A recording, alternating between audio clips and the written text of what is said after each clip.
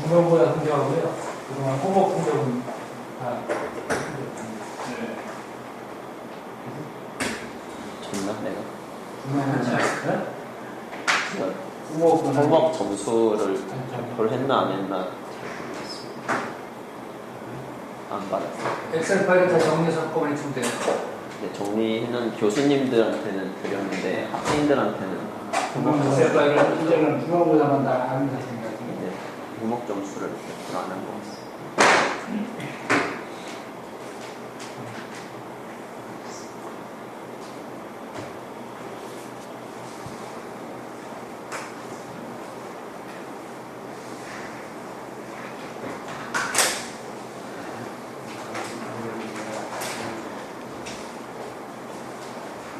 학생 한 명이 지금 시험 치고 있어가지고 오긴 그러니까 끝날 시간은 되는데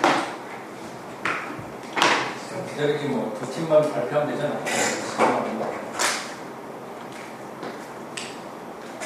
얼마나 기다리고 있더라. 저도 잘 몰라. 시험 시간에 끝이 없는 거야지. 오픈엔드 시험. 오래 하는 거라고 좋은 건. 난 무조건 끝는데 시간은 모자라게 시간은 모자라게.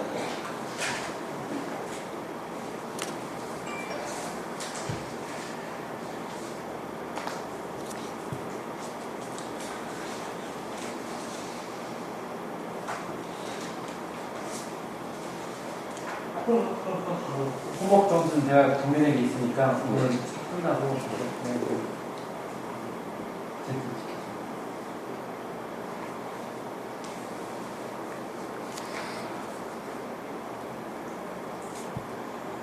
선생님께서 도움이 됐어요?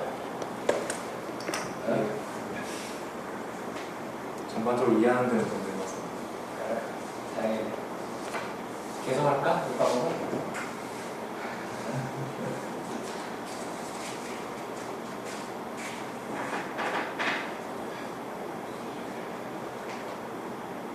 내가 학과목 수요조사 하는 거라고 학생 전체에 대해서 모든 과목에 대해서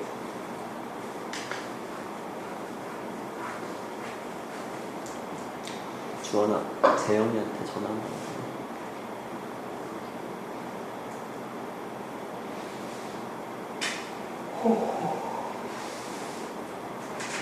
혹시 학생들한테도 공지가 갔나요? 그 포항공대에서 하는 테크닉 강사들이 100만 원이라고 가격이 쓸 때, 그 학교에서 지원이 되면 가격을 그렇게 많이 안 넣어줄 것 같은데, 가격이. 일반, 돈을 벌으려고 그러니까 일반 비즈니스로 한다면 이해가 가는데, 학교에서 하는 건데,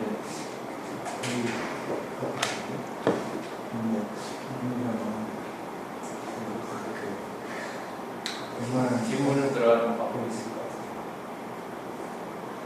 대표 선수 하는 거 가서 자료를 듣고 있을 텐데, 가격 때문에 이게 좀, 마음이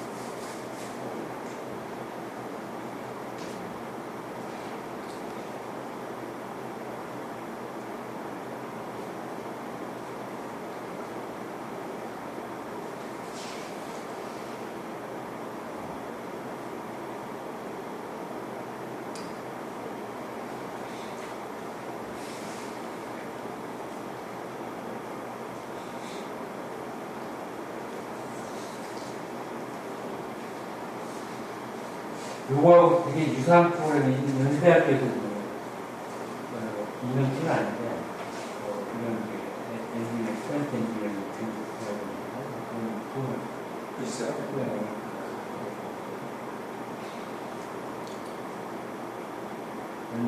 연대 사업과 제공하고, 그런 사업과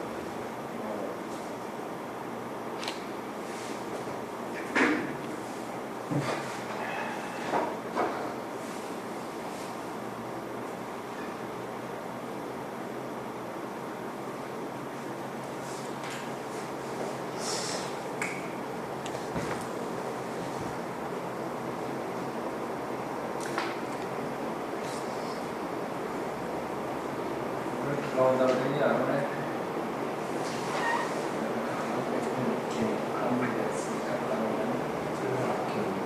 내일 축구나? 내일 아침. 아침에 오시는 거. 키우셔야 돼요.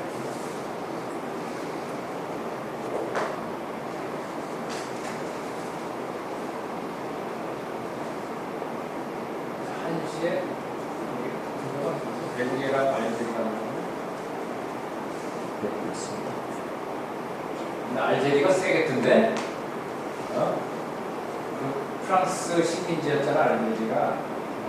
그래갖고 지단도 그 알제리 출신이니까 지금 선수들이 대부분 다 프랑스 프로팀 뛰는 애들이니까 알제리 대표팀. 우리가 이기가 어려울 것 같아. 지금은 이제 올해가 아마 그 아프리카 팀들이 막 볼 거니까 남미 팀들은 유럽에 있었지. 남미 팀들이 이렇게 근데 원래 월드컵이 어느 대륙에서 하느냐에 따라 그 대륙 팀들이 항상 잘해와가지고 그랬어. 이번에 브라질에서 해서 남미가 좀 잘하지 않을까.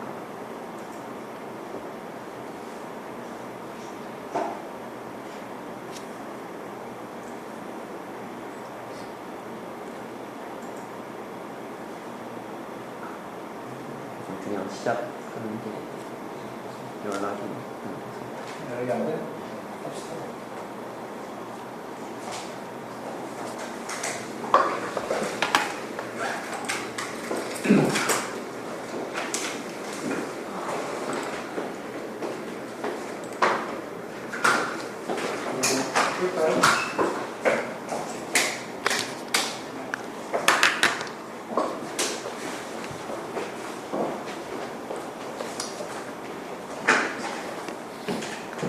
네, 1조 발표 시작하겠습니다. 네, 저희는 김자경 학생, 김주원 학생, 이정 학생으로 구성되어 있고 오늘 발표는 저와 김주원 학생이 발표하도록 하겠습니다. 일단 전체 그 본 프로젝트에서 수행하려고 했던 전체에 대한 스코프입니다. 태양능 조사, 뭐 가스 성분 분석, 그다음 하이시스 모델링 강력적 평가, 그 다음에 최적화, 그 PFD, PNID, 그 다음에 배치안, 아쿠아 해석 등이 있는데 이 중에서 이제 최적화 부분이 좀 미비하고 그 다음에 PNID와 제너럴 어레인지먼트 같은 경우에는 진행을 더 하지 못했습니다. 그래서 일단 그 LNG FPSO에 대해서 이제 선정한 지역은 이제 유럽 북해 쪽을 선정하였습니다. 이제 북해의 일반적인 해양 환경은 그 94m가 평균 그 물 깊이고 700m가 맥스고, 그다음에 에이리언은 이렇고, 그 기간에 대한 최대 지진에 대한 엑셀레이션 맥스 값은 이러합니다. 그래서 세부 지역은 위와 같습니다. 이제 노르웨이와 스코틀랜드 사이 이 지점에서 이제 LNG FPSO에 대한 설계를 하고요.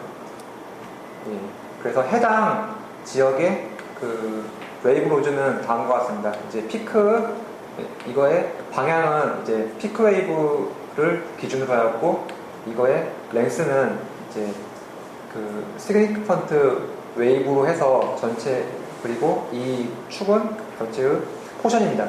그리고 해당 지점의 수심은 110m입니다. 그리고 생산량은 EMTPA이고, 그 다음에 해당 지점의 그 피드가스 성분 비와 온도, 압력은 이와 같습니다. 그래서 일단 FPSO를 다음과 같이 선정하였습니다. 일단 깊이가 110m밖에 안 되기 때문에 자켓을 할 수 있는데 이제 자켓 구조물로는 그 케미칼 프로세스의 무게까지 고려했을 때 수용이 어려웠고 그래서 이제 그 FPSO를 해당 지점에 설치를 하고 이제 두 달에 한 번씩 수송을 한다고 했을 때 필요한 저장 용량에 맞추어서 기존의 모델을 선택하였습니다. 그래서 약 두 달에 한 번 수송을 한다라고 했을 때 그 전체 1년당 생산하는 양이 EMTPA이고 이것은 리터로 환산하면 다음과 같습니다. 이것을 이제 배럴로 환산하면 이렇고 이것을 이제 이게 그 1년당 생산되는 배럴이기 때문에 이것을 6분의 1로 환산하면은 약 200만 배럴의 그 저장 용량이 필요한데 이거에 맞추어서 조사를 해보니까 이제 그 SBM 오프쇼어라고 하는 그 선박 회사의 모델 중에 유사한 것이 있었습니다. 즉 여기 보면은 오일 스토리지 캐패시티가 200만 배럴이어서 거의 유사해서 이제 이것을 이용하려고 하고요. 그래서 이제 해당 모델을 가지고 무어링 그 엔시스 아쿠아를 통해서 무어링 해석을 하여 보았습니다. 근데 저희가 얻을 수 있는 그 선박에 대한 정보가 매우 제한적이었습니다. 인터넷상에서 그 해당 배에 대해서 알 수 있었던 것은 이제 길이 그 빔 모델로 하였을 때 길이가 150m고 이제 너비가 30m다 이거밖에 알 수 없었기 때문에 이제 높이를 30m로 가정을 하고 이제 매스도 20만 톤으로 가정을 하고 그 다음에 드라프트를 20m로 가정을 하고 그 수면 깊이는 해당 지점에 맞게 110m로 이와 같이 정하였고 그 이외의 값은 디폴트 값으로 하였습니다. 그래서 빔 모델로 가정을 하고 다음과 같이 계류를 하였을 때에 얻게 된 그 추출된 무어링 해석 값은 이와 같습니다. 그리고 최적화에 대해서는 이제 디하이드레이션에 대해서만 수행을 하여 보았습니다. 이제 하이시스 내에서도 이제 주어진 입력값에 대해서 자체적으로 그 자동으로 최적화 되기도 하였고 또 우리가 어떤 데이터를 바꾸려고 하였을 때 이게 좀 안 바뀌고 하는 경우가 많아서 일단 디하이드레이션에 대해서만 그 수행을 하여 보았습니다. 그래서 이제 디하이드레이션의 그러니까 그 하이시스 자체 내의 최적화 툴에서 리제네레이티드 피드의 온도를 그 베리어블로 두고 그 다음에 이 디하이드레이션 내에서 인풋 워크가 그 펌프에 입력되는 히트 플로우였는데 이 히트 플로우를 미니마이즈 시키는 것을 목적 함수로 두어서 이제 그 하이시스 자체 내의 툴을 돌려봤을 때 이와 같은 결과가 나왔고 이제 통합 모델에 대한 최적화는 수행하지 못하였습니다. 그래서 그 하이시스 자체 툴을 돌렸을 때 주어진 조건, 즉 그 디하이드레이션에서 일정 ppm 이하의 그 수분 양을 유지하면서 그 인풋 히트 플로어를 미니마이즈 하는 것을 확인할 수 있었습니다. 다음 발표는 이것은 이제 저희가 하이시스로 모델링을 전체적인 모델을 통합한 모델입니다. 그래서 저번 발표 때는 디하이드레이션과 NGL 익스트랙션만 했는데 이제 리퀴팩션 부분을 추가해서 통합 모델을 만들어 보았습니다. 그리고 이것을 이용해서 그 PFD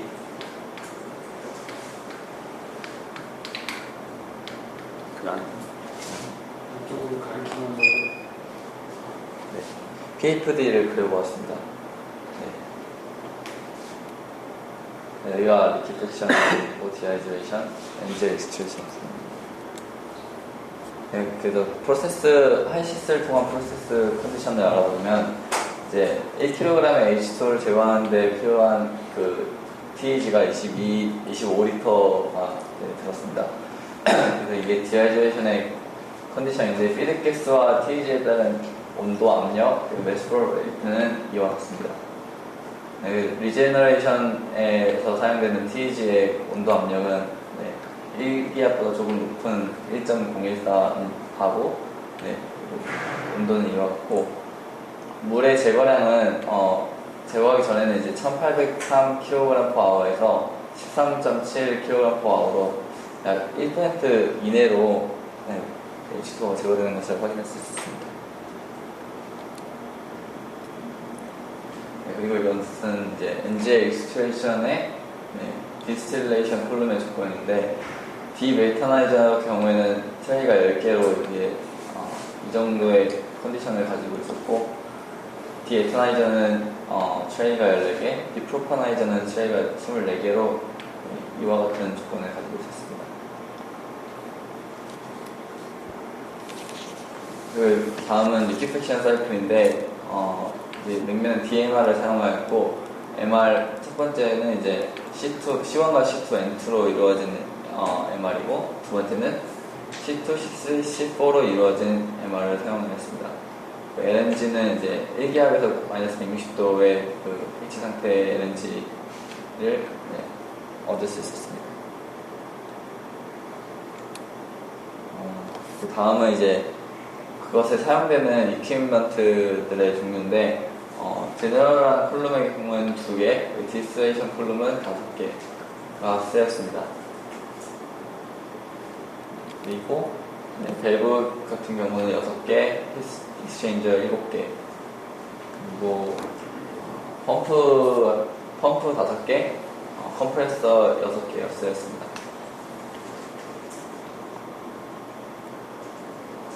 다음은 이제 요거는 에너지를 알아보았는데, 그 각 펌프와 컴프레서에서 사용되는 그 열량 에너지는 다음과 같은데, 보시면 이제 리퀴팩션에서 사용되는 에너지가 압도적으로 많다는 것을 알 수 있었습니다.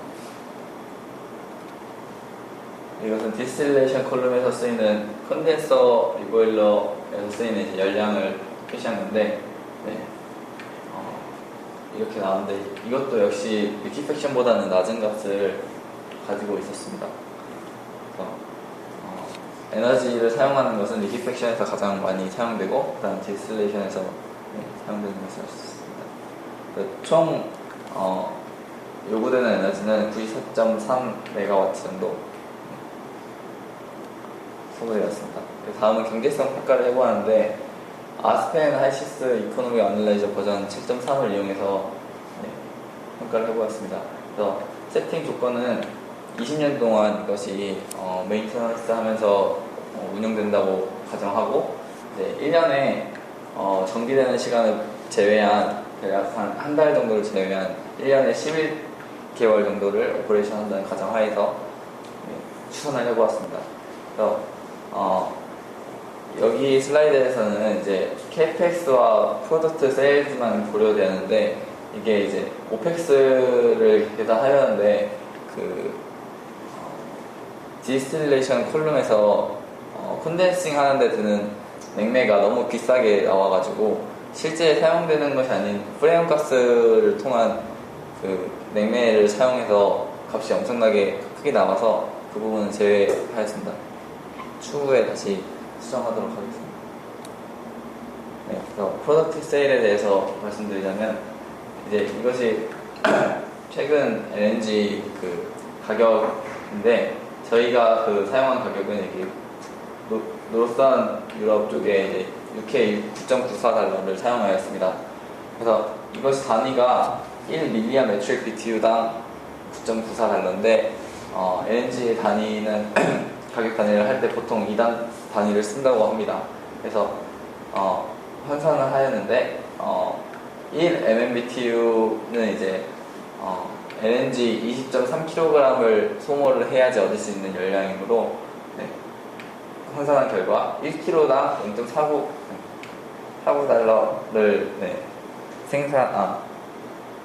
1kg의 LNG랑 이제 0.49의 달러의 가치를 가진다고 할 수 있었습니다. 그래서 총 프로덕트 세일을 계산한 결과 1년에 625밀리언 달러 US 달러를 생산하는 것을 알 수 있습니다. 그리고 다음은 이제 이퀴먼트 코스트인데 이것이 이제 프로젝트의 전체적인 캐피탈 이퀴먼트 캐피탈 코스트를 볼 수 있었습니다. 그래서 전체적인 단위는 USR인데 전체적인 캐피탈 코스트는 이제 69 밀리언 달러를 소모했고, 그리고 디테일한 부분, 이퀴먼트 디테일한 부분은 각각의 그 장비당 그 이퀴먼트가 이렇게 매칭이 돼서 실제적인 가격을 이렇게 추산할 수 있었습니다. 네, 이것이 다 합한 것이 여기 나와 있는 이퀴먼트, 퍼체이스드 이퀴먼트의 가격이 됩니다. 네, 이걸 제외한 파이핑, CBS, 스틸 이런 것들, 기타 등등의 코스트가 추산이 되게 되어 있습니다. 네, 그래서 지금 전체적인 피드 다큐멘트에서 이와 같은 것을 행했는데 P&ID는 아직 시행을 하지 못했습니다. 이상입니다.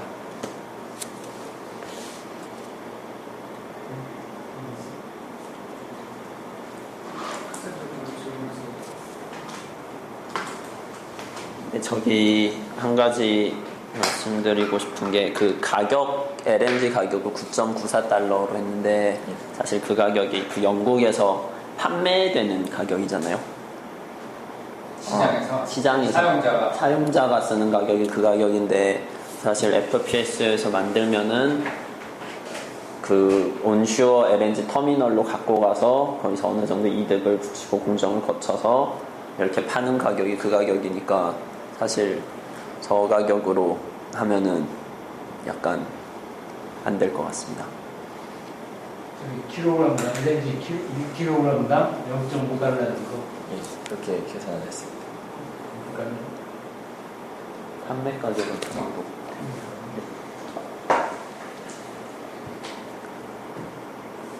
그래서 약간 세일즈 가격이 약간 과대 추산된 것 같습니다.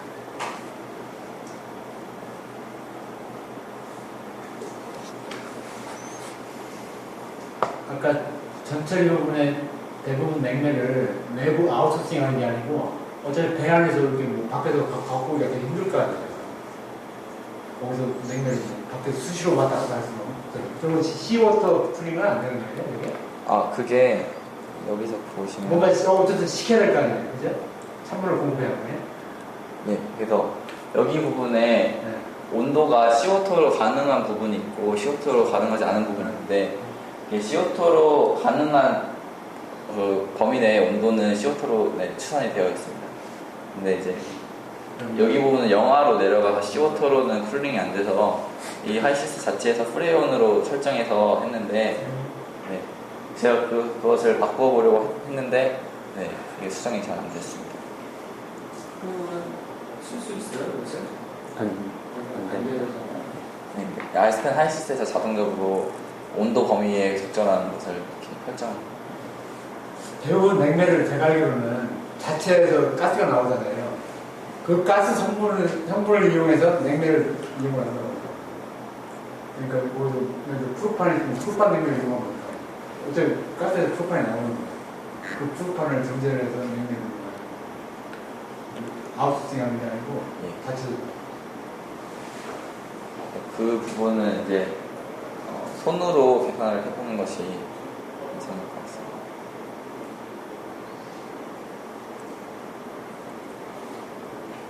저는 이 발표를 보면 뭔가 하긴 했는데 짜임새가 약간 좀 애매한 느낌을 많이 나는 게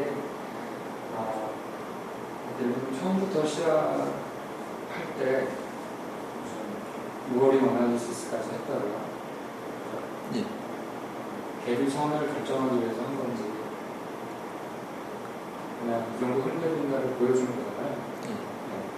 근데 지금과 같은 굉장히 초기 단계에서 이야기해서는 사이즈가 정확할 필요는 없지만 오퍼레이션 윈도우가 1년 365일에 350일이다 이 정도 얘기는 나와줘야 될 것 같아요. 해당 바다 조건을 줘서 가격에 굉장히 밀접한 영향을 미치잖아요. 그런 얘기를 하던가 혹은 조금 다른 식으로 뭔가 전체 설계에 그 연결이 돼야 되는데 뭔가를 했어. 근데 거기에 대한 결과를 다른데 어떻게 썼는지 잘 안 보여요. 그죠? 네, 그게 사실 지금과 같은 이 설계 이 나선을 계속 돌다 보면 여기서 이걸 확인해서 그 정보를 이용해서 다음번에 다음 단계에서 뭘 하고 또 새로 생긴 정보가 또 다음 단계에 뭔가 영향을 주고 해서 자꾸 이렇게 정보가 늘어나는 식으로 되는 건 너무 단편적인 것 같고요. 하이시스 자체 최적화 툴에서 결정하려고 했던 거는 뭔가요? 최적화에서 최저 에너지? 최소 에너지? 예. 지금 디하이드레이션에 대해서만 수행을 했었는데 네. 예, 에너지입니다. 지금 여기 들어가는 최소화하면 예, 펌프에 들어가는 Q 그런데 사실 저기에서 에너지를 제일 많이 먹는 게 리퀴팩션이잖아요. 예. 그런데 제일 큰 거를 놔두고 디하이드레이션을 굳이 선택한 이유는 그 리퀴팩션은 그 지난 프로젝트에서 수행을 했어가지고 최적이 그래서 결정이 돼 있다. 예. 뭐 그럼 그렇다고 좀 설명을 좀 했으면 좋겠어요. 예. 리퀴팩션이랑 디하이드레이션이 사실 독립적으로 프로세스를 설계해도 아무 지장이 없는 건지 디하이드레이션만 미니마이즈 하면 리퀴팩션에서 또 뭐 한 10배 이상 손해볼 수는 없는 거예요. 근데 그런 설명이 충분히 있었어야 되는데 예. 근데 뭐 이렇게 봐도 뭐 많이 떨어져는 있어 보이긴 하거든요. 네, 상호 영향이 전혀 없을 것 같지는 않고 그런 얘기가 좀 아쉽고요.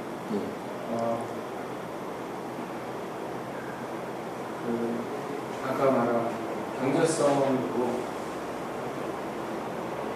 의문인데요. 저쪽은 16불, 이쪽은 9불, 이쪽은 3점 몇 불. 이거 하는데 3점 몇 불 거 사다가 저쪽에 17불에다가 팔면 좋을 것 같다는 생각이 들거든요.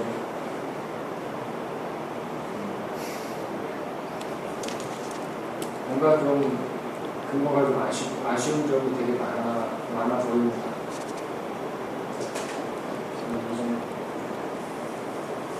저도 저는 생각을 좀 비슷하게 못했어요. 지난번보다 많이 좋아졌어요. 뭔가 많이 했다. 느낌이 나는데 전체적으로 이렇게 행사하고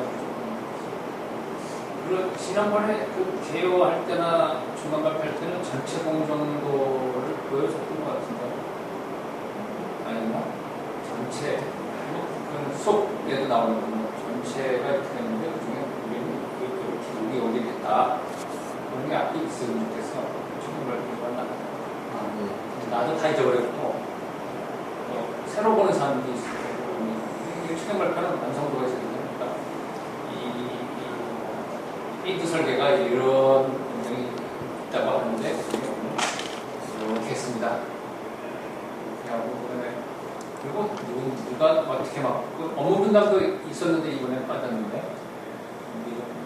이 기타 갑자기 맡아서 힘내주셨다.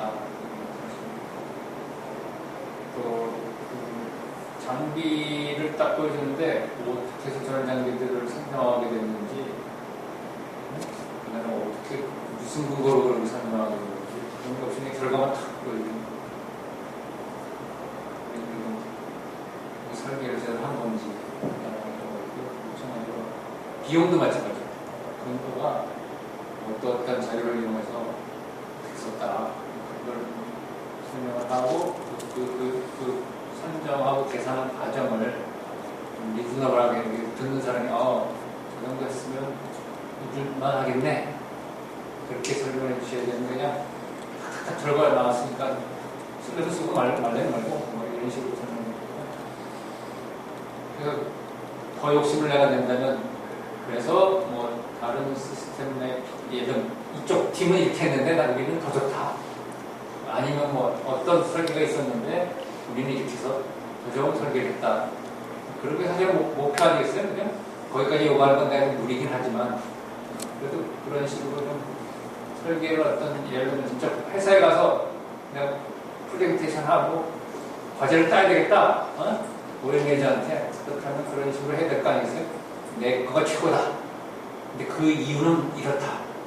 그런 식으로 설명이 됐으면 좋았겠다. 내가 너무 욕심을 내서 하는 얘기긴 하지만 앞으로 또 기회가 또 그렇게 있을 테니까 하여튼 다시 말하면 옛날보다는 엄청 좋아졌는데 있었으면 더 좋았겠다. 이거 강의 평가를 했어요 그러면? 해야지. 여기가 안 했어. 했죠? 네, 이 수업에서 개선돼야 될 내용 한 개만 썼어 안 썼어? 팀에서 하나만 얘기해요. 아무도 안 썼어? 아까 제대로 안 했네. 쓸데없어? 없었어? 아니 뭐 너무 어렵다든지 너무 쉽다든지 아니면 뭐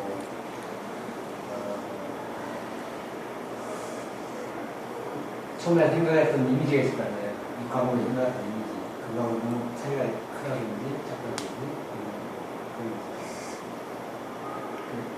타이틀하고 화공 프로세스에서 제가 학부 때 연력학 배웠던 것만 가지고는 좀 이해하기 어려운 게 좀 많았었거든요.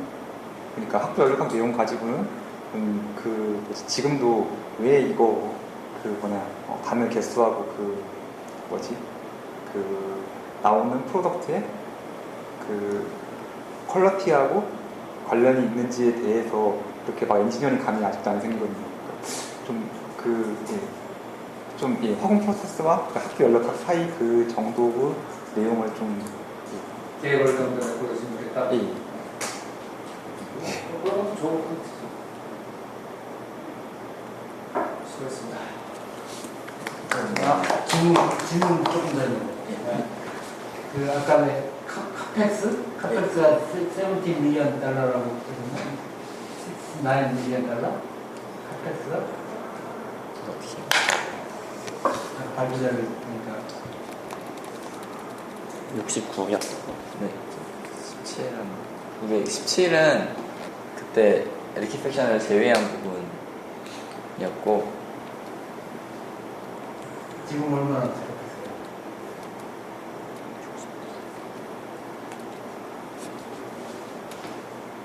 여기 저 정태지 나오네요. 이거? 네. 69밀리언. 그러면 저기 700억이라는 얘기다? 700억? 한국돈 어디나? 예. 700억? 저기 그냥 순순히 그냥 장비 가격만 따져도 네. 700억. 거기 레이버 코스트랑 이런 건. 네, 레이어 코스트가 안 들어가 있고 비즈니스 코스트까지는 들어가 있고 비즈니스랑 계약할 때 드는 비용고 이건 위험 상황 시 드는 비용까지 들어가 있어요. 저게 700억이라는 게 어느 정도 저기 뭐 대충 우리가 지난번에 자료 중에 포션 같은 게 되고 있을 거예요. 되게 어느 정도 타당한 가격이거든요. 700억을 본인 생각해요. 700억이라는 저게 좀 너무 비싼 거야? 너무 싼 거야? 아니면 뭐 적당한 거? 그런 아이디어는 좀 없어요?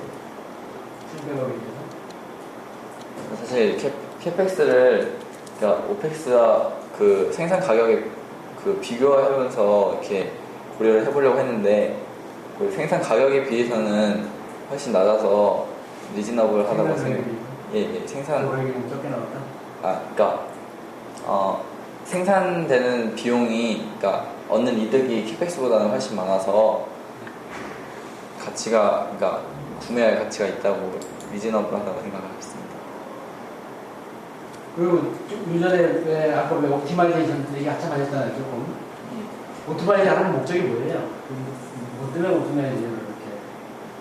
저기서는 디아이리제이션에서 인풋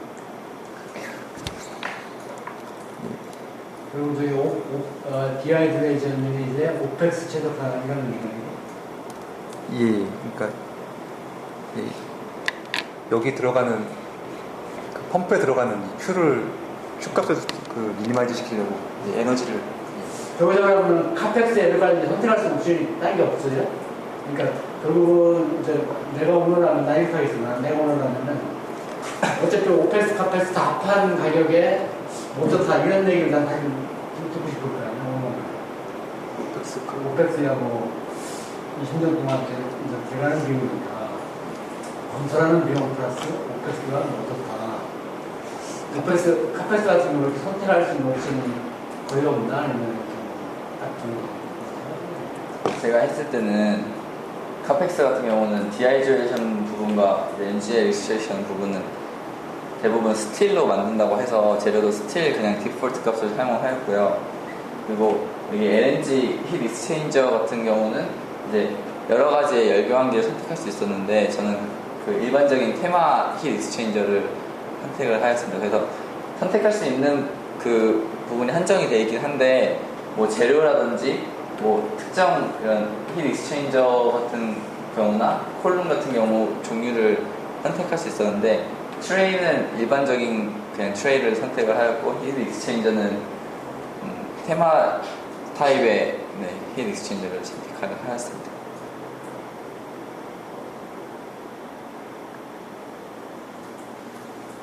그래서 어차피 이제 오펙스 부분을 얘기를 하려면 전체 공정에 대한 오펙스를 얘기를 하는 게 맞긴 맞아요.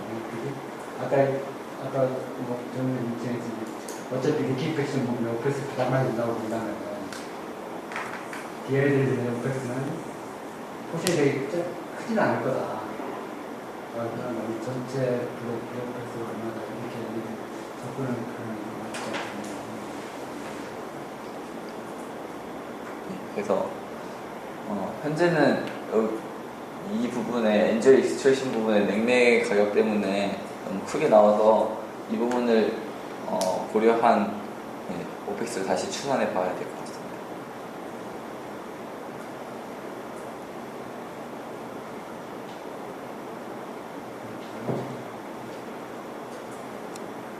네. 감사합니다. 자,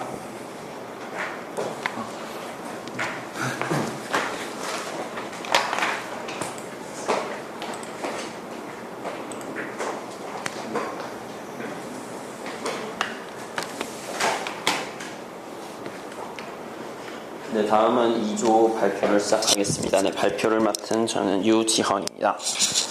네, 저희 조에서는 이재영 군과 이수연 양이 함께 과제를 진행하였습니다. 네, 전체적으로 과제의 스콥을 보면은 처음에 피드가스 트리트먼트, NGL 익스트랙션, LNG 리퀴팩션 부분으로 나눠서 각자 맡은 부분을 수행하였고, 그리고 뒷부분은 다 함께 하는 것으로 이렇게 수행을 하였습니다. 그리고 일정에 따라서 하지는 못했지만 결국 마지막 부분에서는 일정에 맞춰서 거의 다 수행했고, 한 가지 지금 저희가 부족한 부분이 어레인지먼트 부분이 아직 수행하지 않았는데 이 부분은 추가적으로 보고서를 작성하면서 할 생각입니다. 네, 전체적으로 전체 공정을 설계하기 위해서 설계 조건을 검토한 결과 다음과 같습니다. 저희가 갖고 있는 피드 컨디션은 다음과 같고, 이와 같은 타겟에 맞추기 위해서 여러 가지 공정이 필요한데 이 공정에 맞게 공정 설계를 수행해 보았습니다. 네, 먼저 서비스 로케이션을 보게 되면은 저희가 FPSO를 설치하려는 곳은 브라질에 있는 시티 오브 산토스입니다. 네, 그 오퍼레이터는 현재 페트로브라스로 되어 있고, 필드의 정확한 명칭은 우루구아와 탐부아입니다. 네, 그리고 전체적인 조건은 다음과 같고, 시어터 템퍼러처는 다음과 같은 그래프를 볼 수 있습니다. 그래서 이 필드에 대해서 조금 더 자세히 살펴보면은 약 1.3 트릴리언 큐빅피트의 가스를 생산하고, 가스의 컴포지션을 보면은 논 어소시에이티드 가스라고 판단할 수 있습니다. 그리고 가스에는 우루구아에서 2개의 가스웰이 있고, 탐바우에서 3개의 가스웰이 있어서 총 5개의 가스웰로부터 하나의 FPSO로 올라오게 되어 있습니다. 네, 그리고 FPSO의 제너럴 서비스 컨디션을 살펴보면은 네, 디자인 라이프는 30년, 그리고 LNG 프로덕션 레이트는 2.5 밀리언 톤 퍼 아워, 네, 그리고 컨덴세이션 스토리지 다음 조건들은 다음과 같습니다. 먼저 첫 번째로 피드가스에 대해서 분석을 해보면은 네, 다음과 같은 컴포지션을 사용하였고 네, 온도 압력 조건은 40도씨에 70바로 디하이드레이션 유닛으로 들어가는 조건이 되겠습니다. 이 조건에 따라서 페이즈 인벨롭을 그려보면은 현재 인풋 컨디션은 이쪽 부분이 되겠습니다. 그래서 PVT 테스트와 통해서 문헌 검색을 통해서 EOS 값과 비교해서 어떤 EOS를 쓰면 좋을지 판단을 하였고 그리고 하이시스를 통해서 피지컬 프로퍼티를 네, 검토하여서 네, 다음과 같은 문서를 만들 수 있었습니다. 그래서 전체적으로 프로세스 디스크립션을 살펴보면은 네, 다음과 같은 전체 공정을 따르게 되고 이것이 저희가 현재 수행한 프로젝트의 스코프이 되겠습니다. 그래서 이 스코프를 따라서 다음과 같은 PFD를 그릴 수 있었습니다. 그래서 첫 번째로 처음에 피드가스가 디하이드레이션 유닛으로 들어오게 되고 공정을 마치고 NGL 익스트랙션을 거친 후에 그 걸러진 내추럴 가스는 액화 장치를 통해서 네, 소비지로 옮겨질 수가 있게 됩니다. 그리고 이 부분 중에서 NGL 익스트랙션 부분에 대해서만 따로 PNID를 다음과 같이 작성을 하였습니다. 저희가 과제를 수행하면서 앞부분에 그러니까 총 공정이 총 토탈 3가지가 되는데 그 중에서 앞에 디하이드레이션 공정과 NGL 익스트랙션 공정은 하나의 모델을 선정하여서 했고 그리고 맨 마지막 부분에 액화 장치 부분은 2가지 모델을 선택해서 네, 공정을 각각 따로따로 수행하면서 각각 비교를 해보았습니다. 그래서 선정한 모델은 DMR 모델과 N2 익스펜전 모델이 되겠습니다. 그래서 공정을 하나하나 먼저 살펴보게 되면은 네, 디하이드레이션 유닛 같은 경우는 대부분의 회사나 뭐 산업 쪽에서 TEG 공정을 많이 사용하기 때문에 TEG 공정을 사용하였고 네, 이 공정을 따라서 하이시스로 PFD를 그린 것은 다음과 같이 나타낼 수 있습니다. 그리고 이것은 네, 따로 PFD를 그린 겁니다. 그래서 이 공정에 따라서 에너지를 먼저 들어가는 에너지를 먼저 분석을 해봤는데 전체적으로 이 토탈 필요한 공정에서 토탈 필요한 에너지는 약 7,000kW 정도가 되게 됩니다. 하지만 우리 수업 시간에 배웠던 힛 인테그레이션이라고 해서 그 공정을 그냥 히터와 쿨러를 사용하지 않고 뭐 해수나 뭐 다른 유체를 통해서 열교환을 통해서 에너지를 절약하는데 그 부분을 통해서 약 10% 정도 네, 에너지를 절약할 수 있고 컴포짓 커브를 보면은 여기 파란 선과 빨간 선의 간격이 좁을수록 에너지 그 효율이 아니고 그 아낄 수 있는 에너지의 양이 굉장히 많아진다는 걸 알 수 있는데 이 부분을 보면은 굉장히 좁게 잘 형성이 되어 있기 때문에 네, 더 이상의 최적화는 필요하지 않은 부분이라고 말씀드릴 수 있습니다. 그리고 NGL 익스트랙션 같은 경우도 대부분의 산업적으로 사용하는 네, 디스틸레이션 컬럼을 사용해서 네, 공정을 진행해 봤습니다. 네, 다음과 같은 공정도를 보실 수 있고 네, 그리고 결과적으로 에너지 애널리시스를 해보면은 네, 총 23만 킬로와트 정도의 에너지를 소비하는 것을 알 수 있습니다.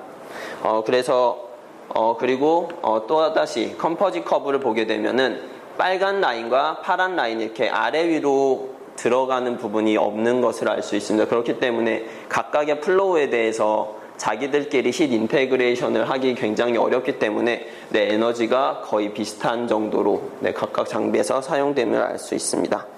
그리고 재액화 장치를 보게 되면은 네, 첫 번째로 지난 사실 수업 시간에 다음과 같은 레퍼런스 공정을 저희가 만든 것을 가지고 보여드렸었는데 이 부분을 통해서 최적화를 조금 더 진행하겠다고 말씀드렸었습니다. 그래서 최적화를 진행하면서 어떤 식으로 했는지 말씀드리도록 하겠습니다. 이 공정에서 보시면은 여기가 시워터 부분이 이렇게 각각 따로따로 이렇게 4개의 시워터 부분이 있는데 이 부분을 이렇게 스트림을 연결시켰습니다. 그러니까 말씀드리자면은 펌프를 하나만 사용해서 시워터를 퍼올린 것을 2개의 열교환기에다가 동시에 사용할 수 있게 꾸몄습니다. 네, 그래서 이 앞부분이 제가 지난 시간에 발표했던 그 내용이 되겠고, 이 부분은 최적화를 통해서 에너지를 아낄 수 있는 부분이 되겠습니다. 이 수치로 보시면은 사실 여기 최적화를 했다는 부분이 오히려 더 크게 나타나는 것을 볼 수 있는데, 사실 이 부분은 실질적으로 필요한 에너지가 되겠고, 그러니까 이 스트림을 꾸미기 위해서 필요한 에너지는 이 정도인데, 우리가 실제로 인풋으로 넣어줘야 되는 에너지 값은 다르게 계산이 됩니다. 그래서 그 부분은 뒷부분에서 다시 말씀드리도록 하겠습니다. 그리고 아낄 수 있는 게 에너지뿐만이 아니고 이 4가지 스트림을 한 가지 스트림으로 바꾸면서 필요한 그 해수의 양도 약 절반 조금 넘는 정도로 줄일 수 있었습니다. 그리고 컴포지 커브를 통해서 조금 더 최적화를 할 수 있는 부분을 찾아봤는데, 이 부분은 사실 지난 시간에도 이 뒷부분이 너무 많이 벌어져 있어서 이 부분을 줄일 수 있는 방법에 대해서 얘기를 했었는데, 제가 검토해본 결과 이 파란 라인이 해수 부분이 되고 이 빨간 부분이 내추럴 가스가 되는데, 이 파란 부분을 해수 부분을 이렇게 억지로 끌어올리는 게 불가능합니다. 그래서 이 부분에 대해서는 최적화가 불가하고, 그렇기 때문에 여기 두 부분이 벌어진 부분을 이렇게 좁혀줌으로써 최적화를 진행하였습니다. 결과적으로 아까 제가 총 필요한 열량이 약 90만 킬로와트 정도라고 말씀드렸었는데, 실제적으로 다음과 같은 힛 인테그레이션과 이런 것을 통해서 봤을 때 약 36만 킬로와트 정도의 에너지가 필요한 것으로 판단이 되었습니다. 그리고 DMR 공정 같은 경우에도 마찬가지로 지난 시간에 저희가 처음 짰던 공정을 레퍼런스로 삼아서 최적화를 진행했습니다. 그래서 이때는 필요한 에너지가 약 4분의 1 정도로 줄어들었고, 그 결과를 컴포지 커브를 통해서 살펴보게 되면은 저희가 레퍼런스로 삼았던 부분이 이렇게 파란 선과 빨간 선이 굉장히 많이 벌어져 있었는데, 현재 이 부분을 최대한 이렇게 접근시키는 방법을 통해서 에너지 소비량을 굉장히 줄일 수 있었습니다. 그리고 그랜드 컴포지 커브에 대해서 간단히 설명을 드리면은, 이렇게 앞뒤로 꺾인 부분이 많아질수록 에너지를 많이 아낄 수 있다고 판단하시면 됩니다. 그래서 이 부분 같은 경우는 꺾인 부분이 없기 때문에 에너지를 그대로 다 써야 되는 건데, 이 부분 경우는 에너지를 굉장히 많이 아꼈다는 것을 판단하실 수 있습니다.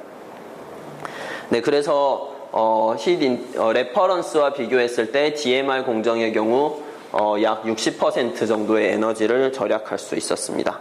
그래서 전체적으로 살펴보면은 N2 재액화 장치를 사용한 경우 현재 실질적으로 우리가 소비해야 되는 에너지가 약 528메가와트 정도가 되고, 그리고 DMR을, 그러니까 그 액화 장치 부분을 DMR로 사용하였을 경우는 481메가와트 정도입니다. 그리고 여기 그래프에서 보시면은 여기 밑에도 살짝 있는 부분이 있는데, 디하이드레이션에서는 굉장히 적은 양이 소모가 되고, 위에 이제 액화나 NGL 익스트랙션 부분에서 굉장히 많은 에너지가 소비가 된다는 것을 양쪽 그래프를 통해서 확인하실 수 있습니다. 그리고 다음은 코스트 이밸류에이션을 마찬가지로 수행했는데, 버전은 하이시스 이카루스 7.3 버전을 사용했습니다. 그래서 토탈 다이렉트 코스트 부분만 일단 비교해 봤을 때, 우리가 처음에 레퍼런스로 삼았던 부분에서는 약 90밀리언 US 달러, 71밀리언 US 달러로 N2와 DMR 공정을 사용했을 때 다음과 같은 결과가 나왔었고, 이 부분을 최적화를 했을 때 사실 카펙스 가격은 N2 같은 경우는 오히려 조금 상승했습니다. 그리고 DMR 같은 경우는 소폭 감소했는데 네, 큰 차이는 보이지 않는다고 판단할 수 있습니다. 그래서 전체적으로 이제 카펙스와 오펙스와 프로핏에 대해서 간단히 살펴보게 되면은 네, 이 부분이 뒷부분이 최적화를 수행하기 전에 네, 우리 보였던 값인데 이 부분 같은 경우는 N2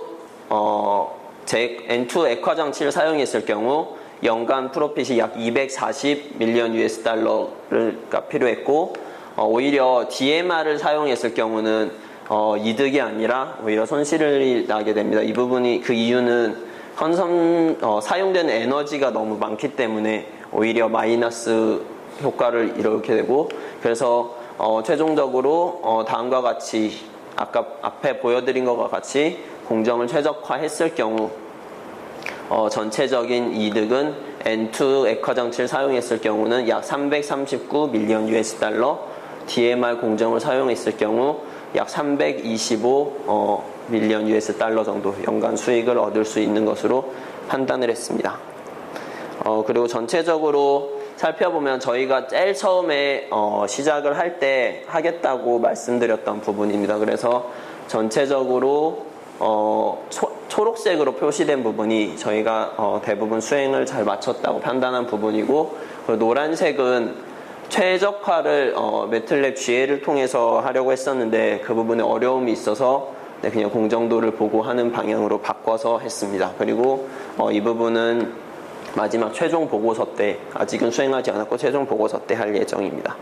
그래서 이 부분 지난 시간에 발표했던 내용 토대로 퓨처웍에 대해서 말씀을 드리면은 최적화 부분이 하이시스와 매틀랩을 연동하는 방향으로 하려고 했는데 전체적으로 시 인테그레이션을 통해서 에너지 소모량을 최소화하는 방향으로 네, 최적화를 진행하였고 그러기 위해서 디펜던트한 베리어블을 선택을 했습니다. 그리고 오퍼레이팅 코스트 아날리시스는 완료했고 페이백 피리오드 같은 경우는 아직 완료를 하지 못했는데 저희가 다이렉트 코스트 부분에 대해서는 우리 정확한 가격을 측정했다고 생각하는데 인다이렉트 코스트 부분에서 정확한 가격을 아직 추출하지 못해서 하지 못했습니다. 그리고 추후에 3D 모델링을 하고 그 다음에 우리의 각각의 장비에 대해서 벤더 리스트를 작성하면서 네, 보고서를 여기까지 해서 보고서를 작성하려고 합니다.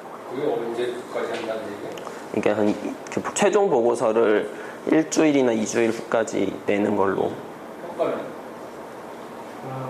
오늘 발표 평가 있고 보고서 평가가 따로 있습니다. 따로 또 있어요? 보고서가 우리가 성장 마감이 됐는데 7월 2일인가? 10월 30일인가 이제 다음 주가 30일 그 다음 주가 그렇습니다. 한주가 열흘 데드라인을 정해야죠. 정해야 됩니다. 보고서 드리는 지금부터 일주일 더 주면 되지 않나요? 네, 한 일주일 정도. 자, 상대방 하시죠. 상대방. 질문? 없어?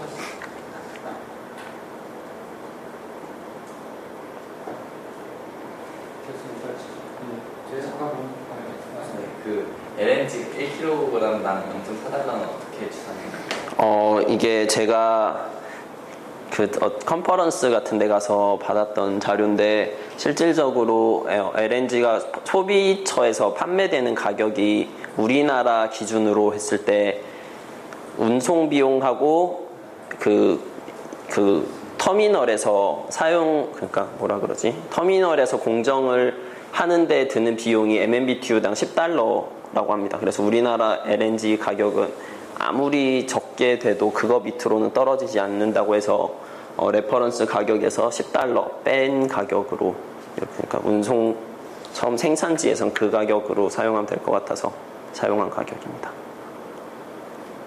그러니까 킬로그램 0.4달러라는 게 그러니까 MMBTU당 가격에서 10달러 뺀 판매 가격? 그러니까 네, 우리나라 레퍼런스 판매 가격에서 10달러 뺀 것으로 하고 단위 환산한 가격입니다. 근데 이게 우리나라의 공급하는 게 아니잖아요. 네, 그렇습니다. 근데 그렇게 그러니까 지금 제가 갖고 있는 자료가 우리나라에서 운송 비용, 공정 비용에서 $10이기 때문에 어디서 생산하든지는 사실 비슷한 가격이라고 판단할 수 있을 것 같습니다. 그런 내용들이 보고서에는 격해. 그러니까 나 아까 근거가 뭐냐? 네. 야, 이쪽 팀도 마찬가지고 그냥 딱 제시만 하면 안 되고요. 네. 예, 그래서 내가 믿을 수 있게 돼요.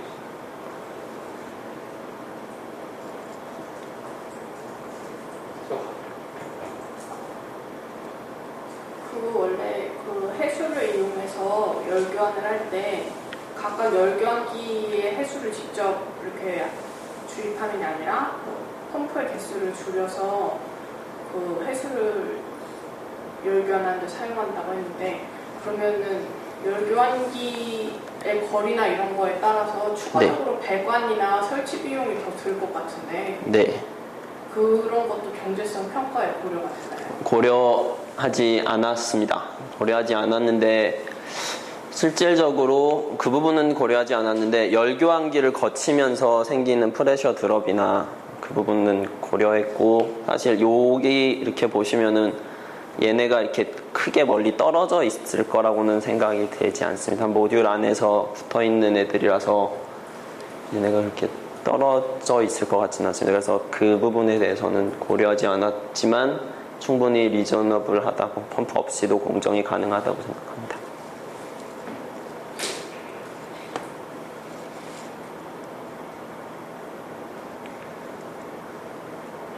펌프를 적게 쓰면 네. 냉각 효율은 약간 실패, 그러니까 손해 보는데 그럼에도 불구하고 네. 괜찮다는 거죠. 근데 네. 좀 많이 한다거나. 네, 근데 실질적으로 검토를 해본 결과 해수가 이렇게 하더라도 에너지가 효율이 낮아지는 부분이 전혀 없었습니다. 그러니까 물이 사실 저희가 인풋 조건에서 그 하나로만 생각했을 때, 인풋 조건, 아웃풋 조건 했을 때 약 10도씨 정도 상승하게 돼 있는데 10도 상승한 걸 다음 거에 넣어서 이렇게 한다고 해서 여기서 뭐 물이 기화되거나 이런 공정이 전혀, 그런 부분이 전혀 없어서. 근데 40도가 들어오는 물이랑 50도가 들어오는 물 다르잖아요. 네, 근데 여기 온도 차이가 상당히 많이 나게 됩니다. 요 기본 스트림하고 물하고 온도 차이가, 그러니까 기본 스트림이 보통 100도씨 내외에서 50도씨 이상 막 이렇게 움직이기 때문에 사실 그 공정에서 열교환기를 설계할 때 10도씨 이상 차이가 나면은 괜찮다고 하는데 그 부분은 정확하게 맞춰서 계산을 했습니다. 10도가 상승해도 이쪽 쿨링 매듭에서 전혀 손색이 없다. 네, 맞습니다. 그 근거가 사실 이 부분을 보시면은 이게 잘 안 된 부분이기도 한데, 여기가 세로 축을 보시면 온도범위입니다. 그래서 물 쪽하고 여기 내추럴 가스하고 여기 최소로 달라붙는 부분이 10도씨 정도는 차이가 유지가 되기 때문에 네, 그 앞부분, 이 부분하고는 전혀 상관이 없이 그 효율은 나타낼 수 있습니다. 제네퍼 공정을 일단 두 개로 후보로 잡고 네. 그거를 사진을 했는데 네. 사실 되게 많잖아요. 네. 근데 왜 거기서 어떤 기준으로 두 개를 다 잡은 거예요? 이 부분은 이수연 양이 선정을 했는데 이수연 양이 대답했으면 좋겠습니다. 안전하다고 판단하는 질소 펜상 사이클 하나를 선정하고, 그리고 가장 에너지 효율이 좋다고 판단되는 DMR 사이클을 선정해서 아직 그러니까 그게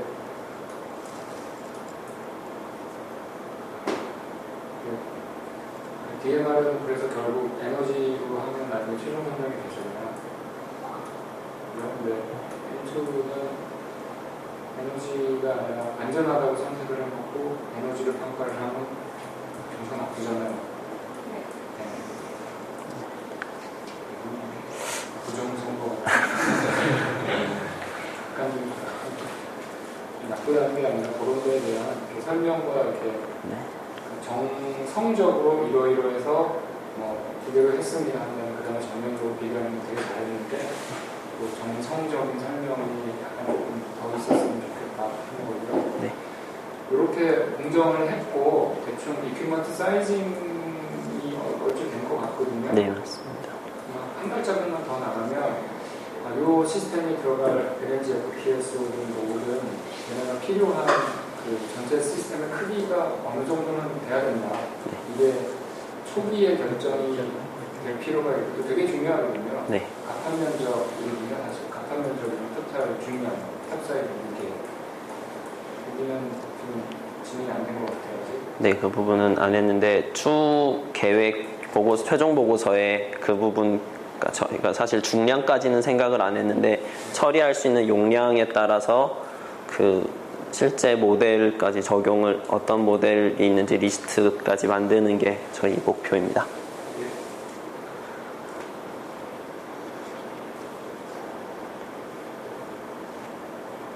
예.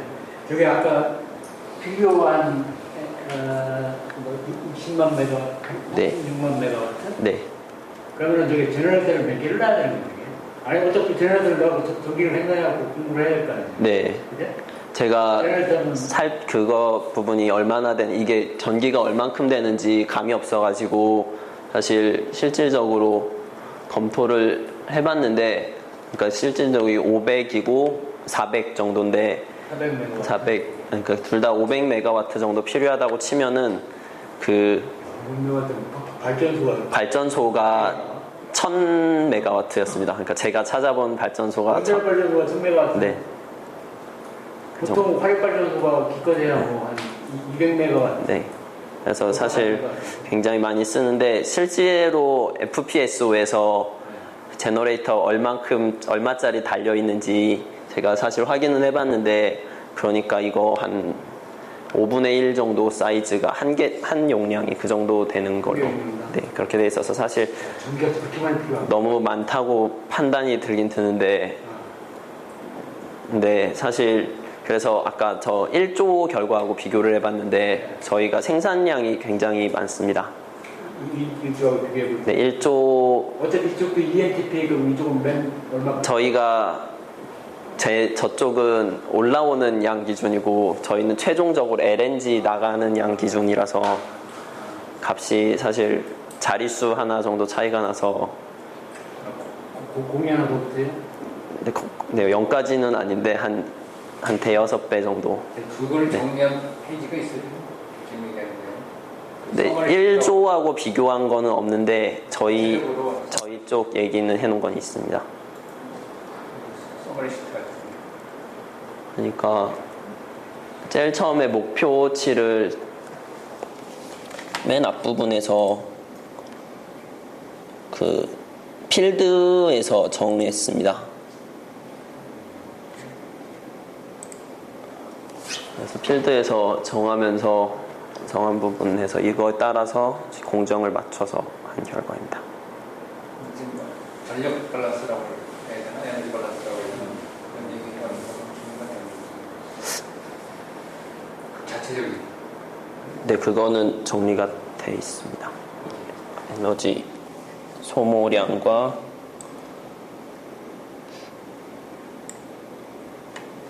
이 부분 보여드려도 되는지 모르겠는데 여기서 보시면은 전체적으로 에너지 소모량과 오퍼레이팅 코스트 그리고 애뉴얼 프로덕션 레이트가 2.5라고 했는데 사실 에너지 생산을 해서 소모를 많이 하는데 생산도 많이 한다고 아까 그러지 않았어요? 네, 그러니까 그런 얘기가 어디 있어야 될 것 같아요. 그래서 그 에너지 소모를 많지만 전력 소모라고 했나? 네, 전력 네. 그걸 자체적으로 충당하고 남는다. 이게 뭐 그래서 그것이 어떤 경제성 에너지 영향을 많이 미친다. 그런 게 있는데 근데 좀 더 정리해서 만들어 놓도록 하겠습니다. 어쨌든 뭐 제너레이터 전 세계적으로 만들어내는 몇분 안 되거든요. 네. 홈페이지 가보면은 네, 기본적으로 제너레이터 기본 사양 같은 게 있을 것 같거든요. 네, 그러면 저기에 필요한 제너레이터를 뭐 몇 개를 놔야 된다. 그런 컨셉이 좀 필요할 것 같고. 또 하나는 이쪽은 100m인데 이쪽은 1.3kg란 말이에요. 수심이? 네. 그 차이는 어떤 차이가 있을까? 그 차이는 이게 서브시 쪽만 연구가 있을까? 아니면 탑사이드 쪽에도 어떤 영향이 실질적으로 지금 저희가 고려한 상황만 딱 탑사이드만 비교하면은 사실 상관은 없을 것 같은데, 이게 탑사이드까지 그 가스가 딱 도달하는 순간 어느 정도 컨디션을 맞춰줘야지 탑사이드 공정이 제대로 돌아가기 때문에 밑에 물속에 공정들이 좀 복잡한 게 들어가야 될 것 같습니다. 좀 수습이 좀 빠집니다. 그러니까 이게 올라오면서 헤드 압력 때문에 떨어지는 로스되는 압력들이 많기 때문에 생산량을 유지시키기 위해서는 물속에 뭐 펌프라든가 뭐가 조금 더 들어가야 되지 않을까 생각이 듭니다. 그래서 그 카패스가 훨씬 더 많이 들어가겠네요. 서비스 쪽에. 네. 또 한 가지는 아까 왜 에너지 컨텀션 뭐 한 60% 이렇게 줄였다고 했잖아요. 네. 60%는 굉장히 큰 거. 근데 그게 사실 제가 줄였다고 하기도, 어떻게 그러니까 이거 제가 이렇게 공정을 최적화를 해서 줄인 부분은 아니고, 보통 하이시스 내에서 이렇게 유체끼리 열 교환을 시키는 게 있고, 아예 히터와 쿨러만 따로따로 달아서 그냥 온도를 조절하는 부분이 있는데, 그 스트림의 온도를 바꾸기 위해서 히터나 쿨러만 그냥 달았을 때 전기로만 해서 이렇게 온도를 바꾸는 거에 대비해서 이렇게 우리 유체들끼리 인테그레이션을 해줬을 때 그 정도 줄일 수 있다는 얘기입니다.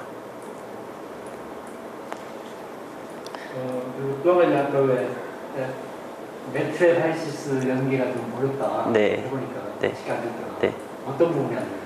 수치를 바꾸는 건 굉장히 쉽습니다. 여기 한 포인트 잡고 여기 온도 압력만 바꾸는 거는 굉장히 쉬운데, 이게 하나를 바꾸게 되면은 여기가 다 연동돼서 쭉 바뀌면은 좋겠는데, 한두 부분씩 에러가 한 값을 바꾸면서 뒷부분에서 에러가 발생하는 부분이 많아가지고 그거를, 그러니까 사실 여기 화살표 하나하나가 각각 프로퍼티들을 갖고 있어서, 그러니까 어차피 목적함수라는 컨셉이 네, 있을 테고 네, 목적함수로 이루어지는 뭐 베리어블들이 디자인 있는, 베리어블이 있을 거 아니에요. 네. 근데 문제는 디자인 베리어블의 레인지가 있을 거 아니에요. 네, 우리 생각하는 네. 어차피 설계치가 저기 정도만 하는 것도 저것도 설계 레인지가 있을 거예요. 네. 그가 우리는 아마 이키몬트에서 나와 있을 것 같은 생각합니다. 어쨌든 그 레인지 안에서 뭔가 뭐 매트랩을 이용하는 어쨌든 GA 솔루션을 뭔가 이렇게 구하려고 어떤 일이 네, 그래서 저는 제가 선택한 방법은 하이시스 내 케이스 스터디라는 방법이 있습니다. 그래서 여기 한 베리어블을 잡고, 사실 GA를 통해서 최저값을 찾아서 이렇게 하면 좋겠는데, 비슷한 방법으로 되게 많은 케이스에 대해서 온도 압력 값을 바꿔서 넣어주고 한 곳에서 그 전체 프로퍼티들을 비교할 수 있게 돼 있는 게 하이시스 때에 있습니다. 그래서 그 케이스 스터디를 통해서 온도 압력 조건을 바꿔서 이 부분이 그 핀치 포인트 부분이 가장 가깝게 접근하는 부분으로 찾아서 한 그 방법입니다. 이주도 매트랩 하이시스 연동 출연하면 해보셨나요? 네. 그쪽은 어떤 언론들이? 저희도 그냥 동일하게 지금 예, 그거. 모델링이 오픈 루프가 아니라 클로즈 루프여가지고 그래서 안에 로직 같은 리사이클이나 어저스트 같은 로직을 넣은 상태에서 이제 최적화를 수행하면은 그 로직이 깨지기 때문에 그게 다시 다 그러니까 간단히 설명드리면, 사실 하이시스 같은 경우에 이렇게 여기가 이렇게 클로즈 루프로 돼 있어가지고, 여기다가 만약에 여기 한 값을 바꿔준다고 해서 초기 값을 딱 넣어주면은 그 값으로 고정되는 게 아니고 이렇게 하면서 또 계속 지속적으로 바뀌게 되는데, 상황에서 뭔가 네. 최저값을 구할까요? 네, 그렇게 되는데, 그렇게 하다 보면은 한 군데서 이렇게 튀게 됩니다. 그러니까 그 얘기 뒤집어야 하면 레인지를 잘못 정했든지 네, 뭔가 목적어들을 잘못 정했든지 뭔가 미스가 있으니까 못 구하는 거예요. GA가 던진 게 이밸류에이션 하기 전에는 피지블한지 아닌지를 모른 상태로 좀 던지는 거고, 해봤더니 피지블하지 않으면 에러가 나서 저 시스템 쓴다는 거예요. 네. 그 얘기 같아요. 그죠? 네. 그러니까 그러면 레인지를 잘못 네, 맞습니다. 뭔가 인디펜던트 베리어블의 레인지를 잘못 정해줬으니까 거기서 한 번에 돌려버리면 중도 지가 알아서 물론 낼거 아니야. 피지블하지 않는 거 아닌가? 그 부분 팅제는 돌려서 이 1조도 비슷한 상황이 있어요? 그래서 재능상 문제가 되겠네. 전혀 추가를 못 했으면 값이 안 변해서 값이 안 면. 네. 누구 속사 넘어서 이게 일자로 된 그냥 이게 클로즈가 안 돼 있는 부분은 사실 어렵지 않게 되는데 이게 이렇게 갇혀 있다 보니까 에러가 사실 에러가 많이 발생해서 사실 말씀하신 대로 레인지를 찾으면 될 것 같긴 한데 이게 루프가 얘 같은 경우는 한 개인데 얘 같은 경우도 이렇게 루프가 두 개가 이렇게 있다 보니까 막 일단 클로즈 루프 두 개가 네 그렇게 되다 보니까 네 DMR 같은 경우도 두 개냐. 네, 두 개가 있다 보니까 여기로 붙어 있는 부분도 두 개고 이렇게 하니까 베리어블을 컨트롤하는 게 쉽지가 않습니다. 아예 그 레인지를 아예 그냥 여유 있게 주는 건 어때요? 여유롭게 주면은 더 심해질 것 같습니다. 네, 아예 딱 최대한 좁혀야 될 것 같습니다. 그래서 그냥 수행한 방법이 요거 해서 현재 여기서 빨간색까지 요로 가까이 붙이는 방법으로 수행했습니다.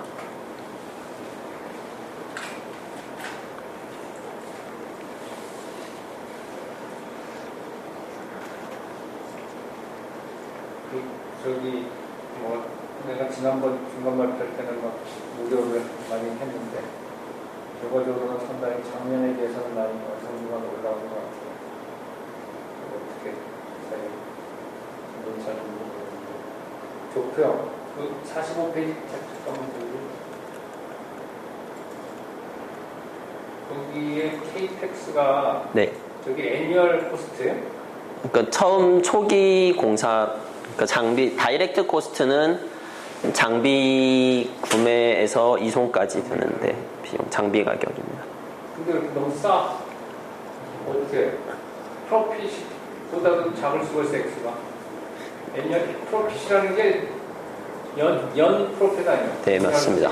애니얼 프로핏이잖아. 네, 그래서 좀 숫자가 작게 나왔는데 아니 저걸 저럴 수가 없지.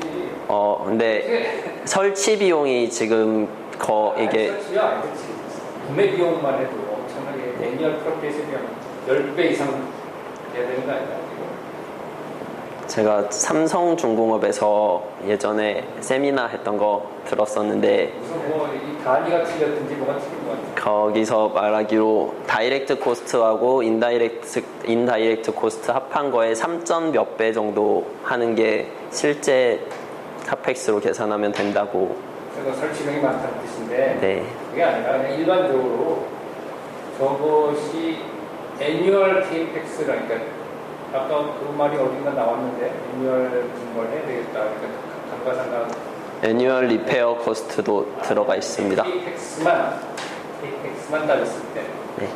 지금 FPS를 하나 샀는데 네. 10억 불 아니요? 네? 네. 10억 불 20%잖아요 FPS가.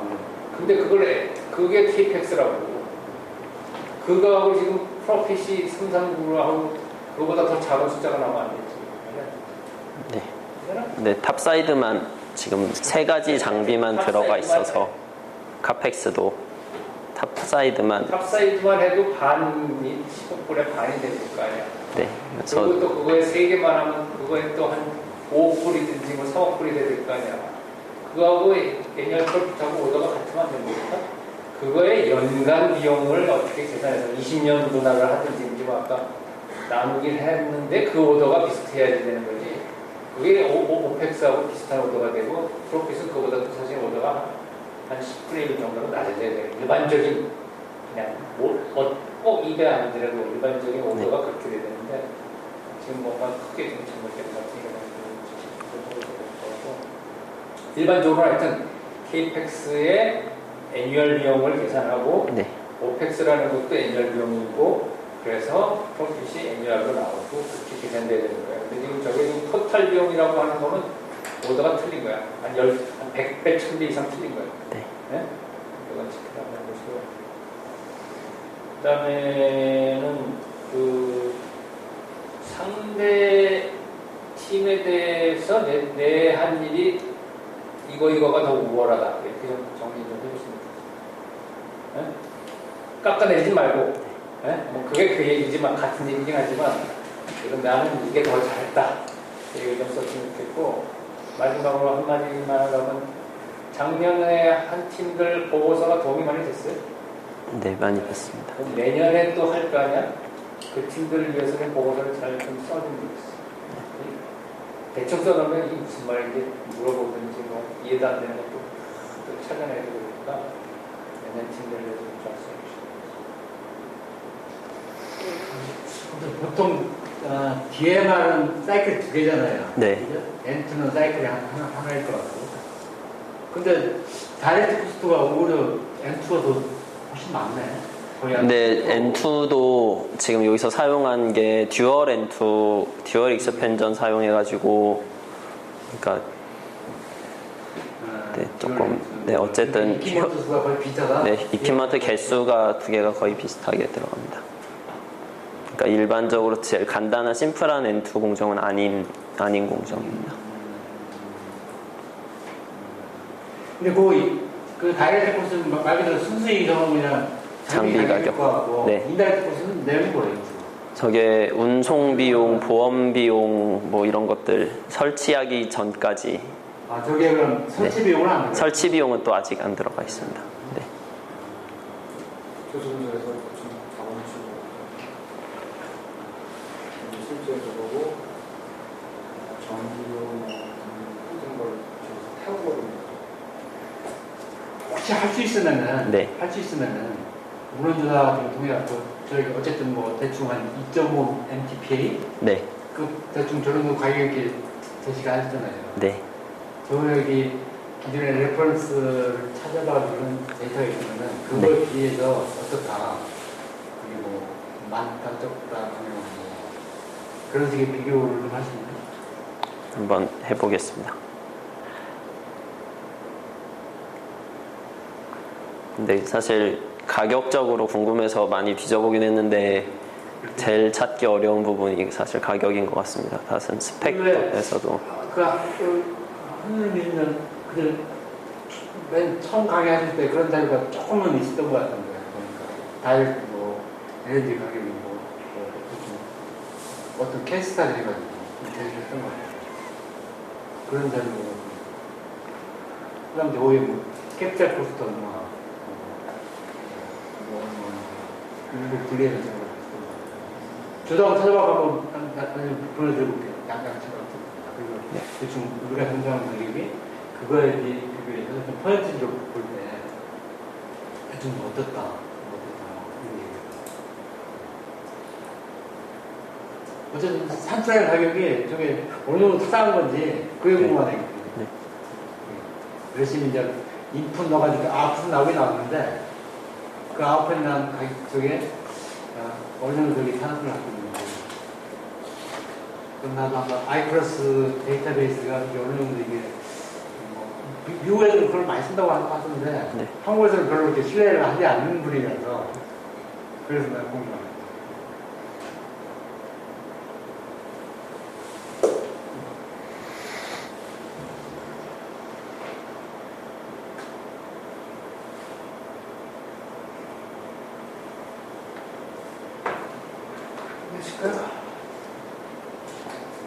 수고하셨습니다.